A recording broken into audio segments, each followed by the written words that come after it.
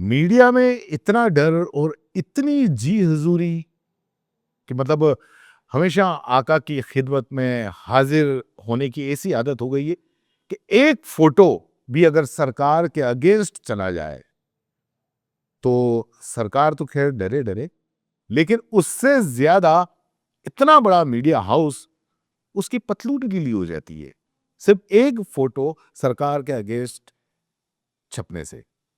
मतलब तुरंत उस फोटो को अपने सोशल मीडिया अकाउंट से हटा लेना पड़े, तो वही कहना पड़ेगा कि बाबूजी फिर तो माथे पर भाजपा या मोदी जी का फोटो लगाकर ही घूमना चाहिए।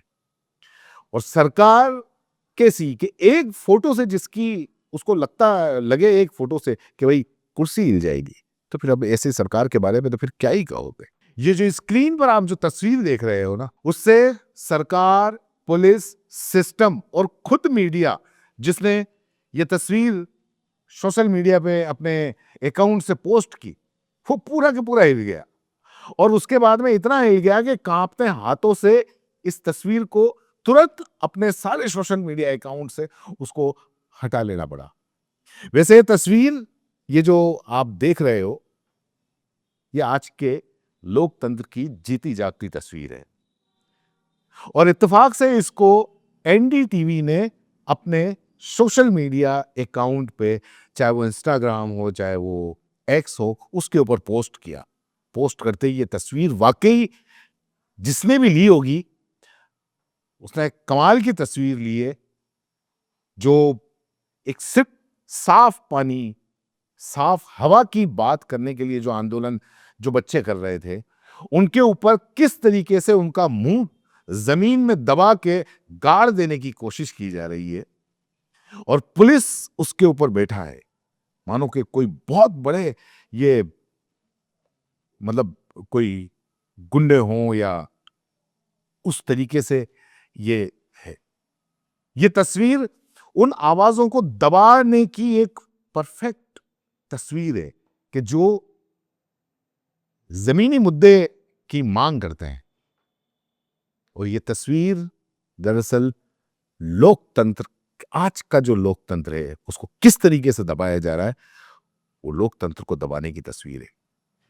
एनडीटीवी आप जानते ही हैं, पहले रविश कुमार जी जो कि काफी बड़े पत्रकार हैं, वो काम करते थे।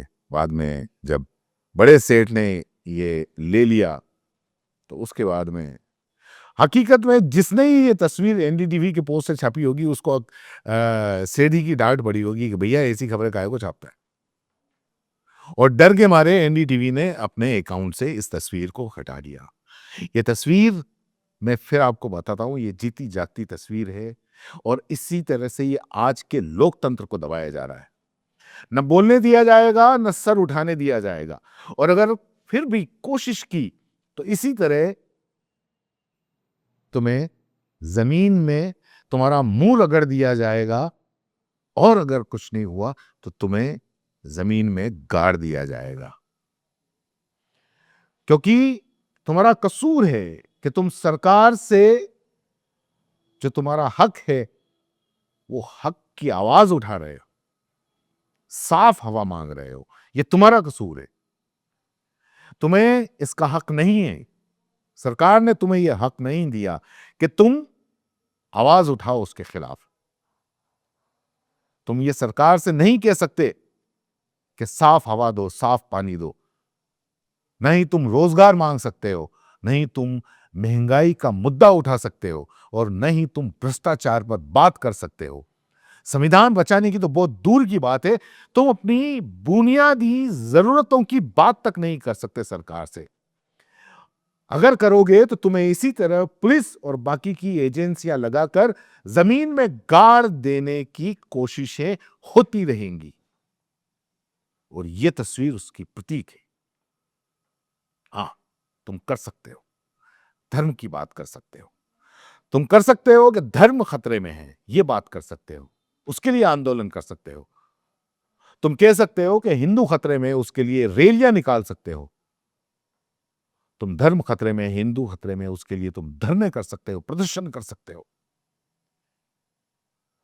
अगर कहीं मुसलमान नमाज पढ़े तो उसको रोकने के लिए तुम चक्के जाम कर सकते हो, तुम उसकी मांग कर सकते हो। और जब जब तुम ऐसी मांग करोगे, जब जब तुम हिंदू मुस्लिम में नफरत फैलाने की बात करोगे, तब वो बातें तुम्हारी तुरंत मान ली जाएंगी। यकीन मानिए, तुम अगर कोई झूठी दावे भी अगर कर दोगे कि साहब फलाने ने ये कर दिया, वो कर दिया, हां, वो होना कोई खान या कोई ऐसा मुस्लिम नाम जैसा कुछ होना चाहिए। तो फिर बिना जांच के बुलडोजर चला दिया जाएगा उसके घर पे। और अब तो खैर नमाज पर भी पाबंदी लगाने के लिए पुलिस तुम्हारे साथ में आ जाएगी।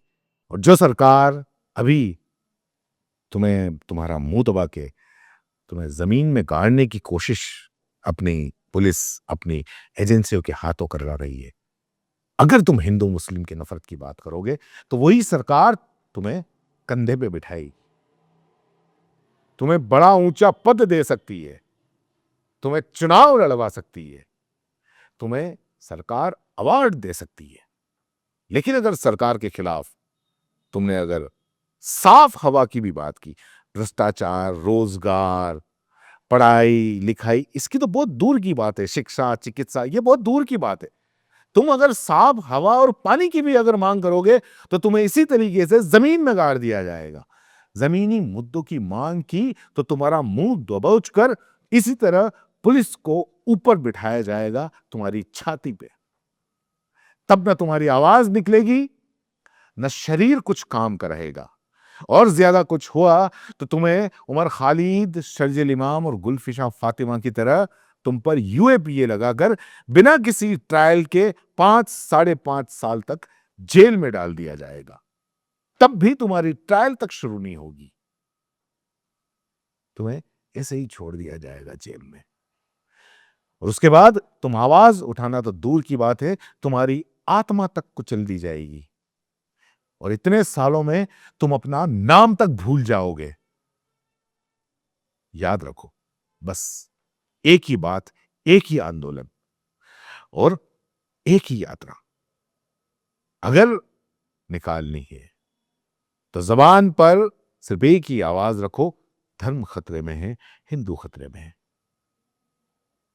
बात सिर्फ नफरत की होनी चाहिए, धर्म बचाने की होनी चाहिए, कुछ इसी तरीके की बातें होंगी, तभी तुम्हारी भलाई है, तभी तुम आगे तरक्की करोगे।